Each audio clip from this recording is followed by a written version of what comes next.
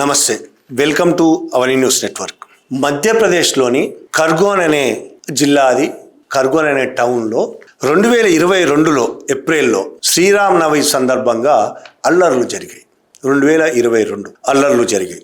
ఆ అల్లర్లకు కారణమని అనేక మంది ఇళ్లలో దోపిడీ చేశారని, అనేక ఇళ్ల మీద బాంబులు వేశారని, అనేక మంది మీద దాడులు చేశారని ఆరోపణల మీద 11 మంది ముస్లింలను అరెస్ట్ చేసి జైల్లో పెట్టారు పోలీసులు. ఫైజల్ అజం, షబ్బీర్, ఇమ్రాన్, ముస్తాక్, ఇబాదత్, సాదిక్, అబ్దుల్లా, సాహిబ్, షరియార్, రజాక్ ఈ పేర్లు ఈ దేశంలో నేరం చేయకపోయినా నేరస్తులను ముద్ర వేయడానికి ఈ పేర్లు ఉపయోగపడతాయి. ఈ పేర్ల ద్వారానే వాళ్ళ ఉనికి కావచ్చు, ఈ పేర్ల ద్వారానే వాళ్ళ గుర్తింపు కావచ్చు. కానీ ఈ భారతదేశంలో ఉన్న ఇప్పటి వ్యవస్థ ఈ పేర్లు నేరస్తులకి, పేర్లనే నేరస్తులుగా చూస్తుంది. ఈ పేర్లనే నేరస్తులని ముద్ర వేస్తుంది. ఈ పేర్లు ఉంటే చాలు నేరస్తులుగా ముద్ర వేస్తుంది.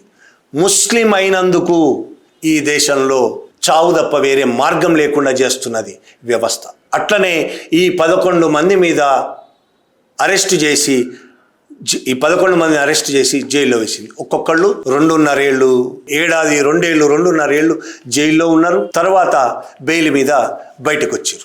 2 రోజుల క్రితం అక్కడి కోర్టు ఈ 11 మందిని నిర్దోషులని విడుదల చేసింది. 11 మంది, ఒక్కళ్ళు కూడా దోషులు కాదు ఇందులో. వీళ్ళు పోలీసులు చెప్పిన ఆరోపణల వేటిని చెయ్యలేదు, ఆరోపణలు అబద్ధం అని తేల్చిపడేసింది కోర్టు. వీళ్ళు 11 మంది నిర్దోషులుగా విడుదల చేసింది. వాళ్ళు 2 ఏళ్ళు, 2.5 ఏళ్ళు జైల్లో ఉండి బాధపడ్డారు కదా.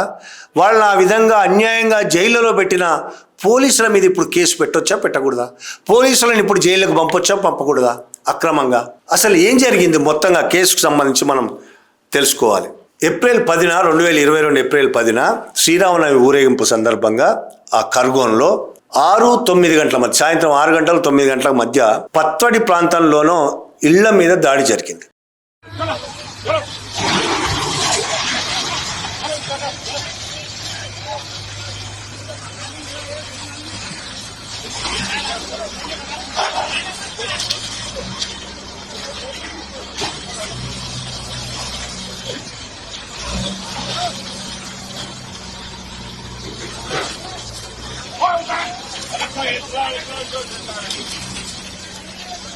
ఇళ్లకు, మోటార్ సైకిళ్లకు నిప్పు అంటించారు, ఆస్తి ధ్వంసమైంది. ఇళ్లలోకి ప్రవేశించారు అనే ఆరోపణలు కూడా ఉన్నాయి.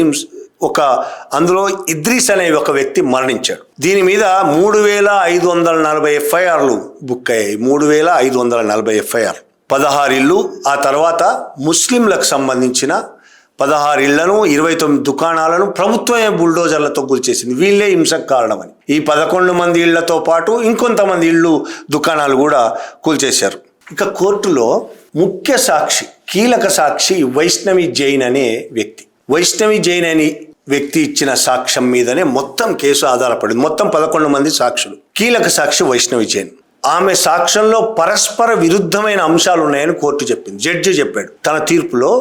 వైష్ణవి జైన్ కీలక సాక్షి ఎవరైతే ఉన్నారో ఆమె సాక్ష్యంలో పరస్పర విరుద్ధమైన అంశాలు ఉన్నాయి. తను ఏం చెప్పిందంటే, నిందితుల మొహాలన్నీ, 11 మంది మొహాలన్నీ నేను గుర్తించాను, వాళ్లే 11 మందే దాడి చేశారు అని ఆమె స్పష్టంగా చెప్పింది. అయితే సాక్షులుగా ఆమె తండ్రి, ఆమె సోదరుడు ఇద్దరు ఉన్నారు, సాక్షులుగా కూడా ఉన్నారు. వాళ్ళ తండ్రి దినేష్ జైన్, సోదరుడు ఆకాష్ జైన్ ఇద్దరు కూడా సాక్షులే. వాళ్ళు ఏం చెప్పారు కోర్టులో అంటే, అల్లరి మూకలు మొత్తం మొహాలను కప్పేసుకున్నాయి, మొహాలు కనబడకుండా కప్పుకున్నాయి. మేము 500-600 మీటర్ల దూరంలో ఉన్నాము, మొత్తం మొహాలు కప్పుకున్నారు అని చెప్పి. మరి మొహాలను కప్పుకున్న 11 మందిని ఈ అమ్మాయి ఎలా గుర్తించింది అని జడ్జి ప్రశ్నించాడు. మొహాలు కప్పుకొని ఉన్నారు కదా, వాళ్ళని ఎట్లా గుర్తించింది అమ్మాయి? మొహాలు కనబడలేదు, కళ్ళు తప్ప ఏమీ కనబడడం లేదు. మరి వాళ్ళని ఎట్లా గుర్తించింది అమ్మాయి అనేది జడ్జే ప్రశ్నించాడు. వాళ్ళిద్దరు, ఆ అమ్మాయి అన్న, తండ్రి ఇద్దరు కూడా మేము మొహాలు చూడలేదు, నిందితుల మొహాలు చూడలేదు, ఎందుకంటే 500-600 గజాల దూరంలో, మీటర్ల దూరంలో ఉన్నారు, అందుకని వాళ్ళ మొహాలు చూడలేదు, దూరం నుంచి చూసాం అనేది వాళ్ళు చెప్తున్నారు. ఈమె ఏమో చాలా స్పష్టంగా చూశానని చెప్తుంది, మొహాల గుడ్డలు కట్టుకున్న వాళ్ళని చూశారు. జడ్జి ఇందులోని వైరుధ్యాలను జడ్జే ప్రశ్నించాడు. వాళ్ళు మొహాల గుడ్డలు కట్టుకొని ఉన్నారని స్పష్టంగా నిరూపితం అయిపోయిన తర్వాత వాళ్ళే రాళ్ళు విసిరారని, వాళ్ళే దోపిడీ చేశారని, దోచుకున్నారని ఎట్లా చెప్పగలరు అనేది ఆమెను ప్రశ్నిస్తే తెత్తెత్తే మేమేమే. అలాగే 500-600 మీటర్ల దూరం నుంచి చూసామని చెప్తున్నారు కదా, అది మొహానికి ముసుగుండి వెనక నుంచి అంత దూరం నుంచి వాళ్ళను గుర్తించడం, మొహానికి ముసుగు వేసుకున్న వాళ్ళని గుర్తించడం అసాధ్యం, అది నమ్మదగ్గదిగా లేదు అని కూడా జడ్జి మాట్లాడాడు. ఇంకొకటి ఉంది, పెట్రోల్ బాంబులు విసిరారు ఇళ్లల్లోకి అనేది కూడా పోలీసుల ఎఫ్ఐఆర్లో ఉన్నది. ఫోరెన్సిక్ సైన్స్ ప్రయోగశాల గవర్నమెంట్దే, రాష్ట్ర ఫోరెన్సిక్ ల్యాబు తేల్చిన రిపోర్ట్ ఏంటంటే అక్కడ బాంబులు ఏవి పడలేదు, అక్కడ బాంబులు పడ్డట్టు ఎలాంటి ఆధారాలు లేవని ఫోరెన్సిక్ స్పష్టంగా చెప్పింది. దాంతో జడ్జి కూడా ఫోరెన్సిక్ చెప్తున్నప్పుడు మీరు బాంబులు వేశారని ఎట్లా చెప్పగలుగుతారు? పెట్రోలియం హైడ్రోకార్బన్ల ఆనవాళ్ళు ఏమీ లేవు అనేది స్పష్టంగా ఫోరెన్సిక్ ల్యాబ్ చెప్పిన తర్వాత ఉన్నాయని మీరు ఎట్లా చెప్పగలుగుతారు? అది కూడా ప్రశ్నించింది. ఇవన్నీ చాలా కారణాలతో ఆ మొత్తం కేసు కొట్టుకుపోయింది. అంత అబద్ధం అనేది తేలిపోయింది. 11 మంది నిర్దోషులుగా వదిలేసింది కోర్టు. అయితే ఇది జరిగినప్పుడు అక్కడ హిందుత్వ సంఘాలు ముస్లింల దుకాణాల్లో ఏమి కొనకూడదు, ముస్లింలకు ఎలాంటి సహాయం చేయకూడదు, చిన్న వ్యాపారులు బళ్ళు పెట్టుకొని అమ్మే ముస్లింల దగ్గర కూడా ఏమి కొనకూడదు అని ప్రచారం చేసి హిందువులు ఎవరు వాళ్ళ దగ్గర కొనకుండా చేశారు.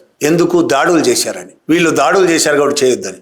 అది అబద్ధం అని తేలిపోయింది. మరి అంటే ఇదంతా ఒక పెద్ద కుట్ర అనేది అర్థమవుతున్నది. దీనికి సంబంధించి centre for the study of society and secularism అనే ఒక సంస్థ ఈ అల్లర్లు జరిగిన కొద్ది రోజులకే ఆ సంస్థ సభ్యులు ఆ ప్రదేశానికి వెళ్ళి మొత్తం ఎంక్వైరీ చేశారు. ఏం జరిగింది? తన నివేదికను విడుదల చేసింది ఆ సంస్థ. అందులో ఏముందంటే, శ్రీరామనవమి రోజున శ్రీరామనవమికి సంబంధించి ఊరేగింపు, ఈ హిందువులు ఊరేగింపు తీసుకొని వెళ్తున్నప్పుడు వాళ్ళు మసీదు ముందుకు వెళ్ళి డీజేలో పెట్టి గొడవ స్టార్ట్ చేశారు. మసీదు ముందు డ్యాన్సులు చేయడం ప్రారంభించారు. డీజేలు పెట్టి ముస్లింలకు వ్యతిరేకంగా నినాదాలు ఇవ్వడం ప్రారంభించారు. అంతేకాకుండా కశ్మీర్ ఫైల్స్ దానిలో కొన్ని విజువల్స్ ముస్లిమ్స్కు వ్యతిరేకంగా రెచ్చగొట్టడానికి విజువల్స్ కొన్ని ప్రదర్శించడం కూడా మొదలుపెట్టారనేది ఈ సంస్థ నివేదికలో ఉంది. ఇంకా చాలా స్పష్టంగా సంస్థ ఏం చెప్పిందంటే, ప్రణాళికబద్ధంగా అల్లర్లు జరిగాయని చెప్తూ ఊరేగింపు ఏదైతే ఉందో మసీదు ముందు వెళ్ళి డ్యాన్సులు చేయడం, డీజేలు పెట్టడం, రెచ్చగొట్టే ప్రయత్నం ఏదైతే జరిగిందో ఆ ఊరేగింపు నుండే రాళ్లు మొదట స్టార్ట్ అయిన మసీదు మీదకి వెళ్ళడం, మసీద్ చుట్టూ ఉన్న ఇళ్ల మీదకి మొదట రాళ్లు ఇక్కడి నుంచే పడ్డాయి. ఆ నివేదిక బయటపెట్టింది. ఇక్కడి నుంచి పడ్డ తర్వాత అక్కడి నుంచి కూడా ఇదంతా సీసీటీవీ ఫుటేజ్ ద్వారా బయటపడ్డ నిజాలు. ఆ సంస్థ సీసీటీవీ ఫుటేజ్లు మొత్తం సేకరించి దాని ద్వారా ఇది బయటపడ్డ నిజం. అలాగే మసీదు ముందే కాకుండా చుట్టుపక్కల ఇళ్ల ముందుకు కూడా వెళ్ళి ముస్లింలను రెచ్చగొట్టే నినాదాలు ఇచ్చారు వాళ్ళు. మొత్తం ఆ ముస్లింలు ఎక్కడైతే అధికంగా ఉంటారో ఆ ప్రాంతాల గుండా వెళ్ళే ప్రయత్నం చేసి వాళ్ళకు వ్యతిరేకంగా నినాదాలు కావాలని చేశారు అనేది కూడా ఆ సంస్థ నివేదిక బయటపెట్టింది. ఇక ప్రధానంగా దోపిడీ, దహనకాండ, విధ్వంసం ఆ సంస్థ ఇచ్చిన రిపోర్టు ప్రకారం మెజారిటీ ముస్లింల ఇళ్లనే ధ్వంసం చేశారు, ముస్లింల ఇళ్లనే దోచుకున్నారు. ముస్లిం కుటుంబాల ఇళ్లను లక్ష్యం చేసుకొని దోపిడీ, దహనకాండ, విధ్వంసం జరిగాయని తన రిపోర్ట్లో రాసింది. Centre for the state of society and secularism అనే సంస్థ తన మొత్తం రిపోర్ట్లో ఈ అల్లర్లు ఎక్కడి నుంచి ప్రారంభమయ్యే రాసింది, ఈ విధ్వంసం ఎవరు చేశారో కూడా చాలా స్పష్టంగా రాసింది. అదేవిధంగా వీళ్ళు దాడి మొదలుపెట్టిన తర్వాత అటు నుంచి కూడా దాడి మొదలైంది. వాళ్ళు కూడా విసిరారు. అంటే మొదట ప్రారంభించింది ఎవరు అనేది ఇందులో స్పష్టంగా కనబడుతున్నది. ఆ నివేదిక ప్రకారం పోలీసులు కూడా ఉన్నారు, కానీ వాళ్ళు చాలా తక్కువ మంది ఉన్నారు.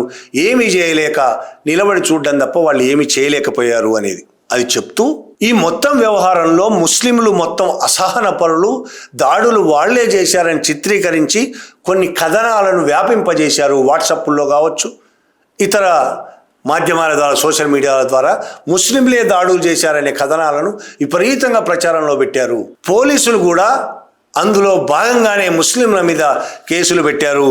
ప్రభుత్వం కూడా ముస్లింల ఇళ్లను బుల్డోజర్లతో కూల్చేసింది, ముస్లింల దుకాణాలను బుల్డోజర్లతో కూల్చేసింది అక్కడ బీజేపీ ప్రభుత్వం. కాబట్టి ఈ అల్లర్లకు ముందే, శ్రీరామనవమి కంటే ముందే, 2-3 రోజుల ముందే ఇట్లా అల్లర్లు జరగబోతున్నాయనే ఇన్ఫర్మేషన్ పోలీసుల దగ్గర ఉంది అనేది కూడా నివేదిక చెప్తుంది. అల్లర్లు జరగబోతున్నాయని ఇంటెలిజెన్స్ రిపోర్ట్ ఉంది, అయినా పట్టించుకోలేదు పోలీసులు అని. అలాగే ముస్లిం కుటుంబాల మీద దాడులు, ఇళ్ల ధ్వంసము, దోపిడీ ఇన్ని జరుగుతున్న పోలీసులు నివారించడం విఫలమవడమే కాకుండా ముస్లిం యువత పట్ల చాలా పక్షపాత వైఖరిని అవలంబించారు, ఏకపక్ష చర్యలు చేశారు వీళ్ళు అనేది నివేదిక స్పష్టంగా చెప్పింది.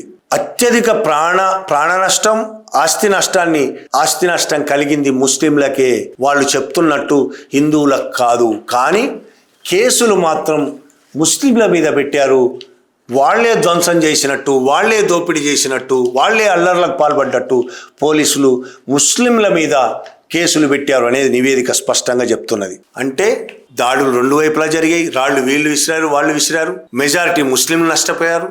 కానీ అక్కడ అధికారంలో ఉన్నది బీజేపీ కాబట్టి ప్రభుత్వము, పోలీసులు ముస్లింలను లక్ష్యంగా చేసుకొని ఇంకొంత దాడి చేశారు. ముస్లింల మీద కేసులు పెట్టారు, అరెస్టులు చేశారు. ఇది మనం చాలా చోట్ల చూస్తుంటాం.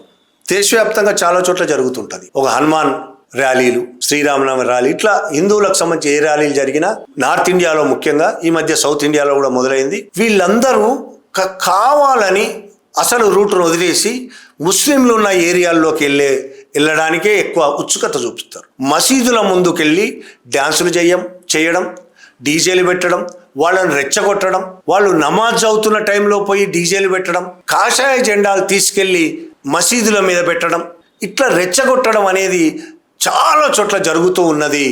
అలాగే రాళ్ళు విసరడం, అప్పుడు వాళ్ళు కూడా డీజేలకు వ్యతిరేకంగా వచ్చి మాట్లాడడం, వాగ్వివాదం జరగడం, వాగ్వివాదాలు కాస్త ఘర్షణలోకి మారడం చాలా చోట్ల చూస్తున్నాం. ఇక్కడ కూడా అదే జరిగింది. అయితే అనేక చోట్ల జరిగినట్టే ఇక్కడ కూడా ఘర్షణలకు కారణం ముస్లింలే అని, దోపిడీ వాళ్లే చేశారని, వాళ్లే ధ్వంసానికి పాల్పడ్డారని చెప్తూ పోలీసులు వాళ్ళ మీదనే కేసులు పెట్టారు. అయితే కోర్టు చాలా స్పష్టంగా ఇదంతా అబద్ధమని తేల్చిపడేసింది. ఆ 11 మంది యువకులు ఎలాంటి నేరం చేయలేదు అని కోర్టు తీర్పు చెప్పింది. ఇప్పుడు వాళ్ళని ఇరికించిన పోలీసులను ఏం చేయాలి? ఇది అసలు ప్రశ్న. ఇలా దేశవ్యాప్తంగా ముస్లింలను కావాలని ఇరికిస్తున్నా ఎవరైతే పోలీసులు ఇరికిస్తున్నారో, కేసులు పెడుతున్నారో వాళ్ళని ఏం చెయ్యాలి? ప్రభుత్వం ఏం చేస్తుంది? ప్రభుత్వం వాళ్ళదే. కానీ ఖచ్చితంగా కోర్టులైనా వీళ్ళ మీద యాక్షన్ తీసుకోవాల్సిన అవసరం ఉన్నది. ఇప్పుడు ఈ కేసు నిర్దోషులని బయటకు వచ్చారు. నిర్దోషులం కదా అని వాళ్ళు బయటపడ్డాం కదా అని ఊరుకుంటారు. కానీ వాళ్లే రేపు కోర్టుకు పోయి మా మీద ఎఫ్ఐఆర్ బుక్ చేసిన పోలీసులను ఖచ్చితంగా శిక్షించాలి, మా మీద అన్యాయంగా ఎఫ్ఐఆర్ బుక్ చేశారని వాళ్ళు కోర్టుకు వెళ్ళగలిగితే, ఆ ధైర్యం చేస్తే అవకాశం ఉండొచ్చు.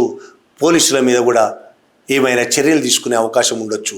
అది చెయ్యాలి ఖచ్చితంగా. ప్రజలు ఎక్కడో చోట మొదలైతేనే ఈ పోలీసులు తమ ఇష్టం వచ్చినట్టు చేసే ఈ దుర్మార్గమైన పద్ధతులు ఆగిపోతాయి. ఎక్కడో చోట ఆపాలి దీన్ని. ఇప్పుడు కోర్టులు ఆపుతున్నాయి. ఎంతో కొంత ప్రజలు కూడా దానికి వాళ్ళని ఆపడానికి సిద్ధపడాలి. Thank you very much.